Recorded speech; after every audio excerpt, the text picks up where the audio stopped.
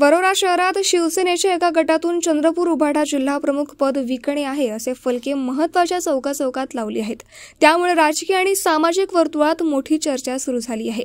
आनंदवन चौक, रत्नमाला चौक आणि इतर व्यापारी संकुलावर लावलेल्या या फलकांमध्ये जिल्हा प्रमुख पद 10 ते 25 लाख रुपयांमध्ये विकणे असे नमूद केले आहे।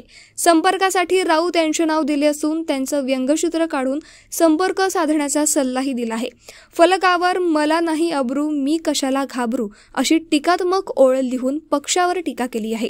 पोलिसांना माहिती होताच हे फलक आता काढण्यात आले आहे। याबाबत पोलिसांनी कारवाई करावी अशी मागणी शिवसेनेच्या नेत्यांनी केली आहे। काल जे आपण बघितलं की चंद्रपूर जिल्हा प्रमुखांचा काल पक्षप्रवेश झाला आहे, तर काल त्या प्रवेशाने खास करून कोणी शिवसैनिक गेलेलं नाही आहे। अजिबात आपल्या क्षेत्रामध्ये घाबरायची गरज नाही आहे। पक्षप्रमुखांच्या आदेशाने आज संपर्क प्रमुख श्री प्रशांतदादा कदम इथे वरोऱ्यात येऊन गेले।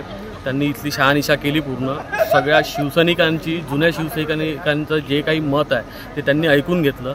सगळ्यांचे नावं त्यांनी घेतले, काय कोण इच्छुक आहे, काय आहे, हा सगळा अहवाल श्री पक्षप्रमुख उद्धवजी ठाकरे यांच्याकडे पोहोचणार आहे आणि त्यांच्या आदेशाने समोरचा जिल्हा प्रमुख नेमण्यात येईल। आज सकाळी कोणीतरी संजय राऊत यांच्यावर टीका करणारा पोस्टर्स लावलेले होते, तर आणि ते जिल्हा प्रमुखपदसुद्धा पैसे विकत घेऊन त्याच्यावर एक मजकूर टाकलेला होता।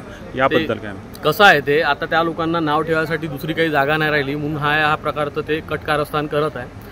विरोध्यांना आता बोलण्यासाठी काय ठेवलेलंच नाही आहे आणि संजयजी राऊत साहेब तुम्हाला माहीत आहे एक प्रखर नेता आहे, त्याच्यामुळे त्यांना ह्या सगळ्या गोष्टीला बदनाम करण्याचा ते लोक कट करत आहे आणि अशा प्रकारचं कुठलं काही नाही आहे। हे फालतूची अफवा करत आहे आणि त्यांच्यावर यासाठी कारवाई व्हावी। ज्यांनी बॅनर लावले, ज्यांनी बॅनर छापले आणि ज्यांनी आदेश दिला त्यांना कठोर कारवाई झाली पाहिजे त्याच्यावरती।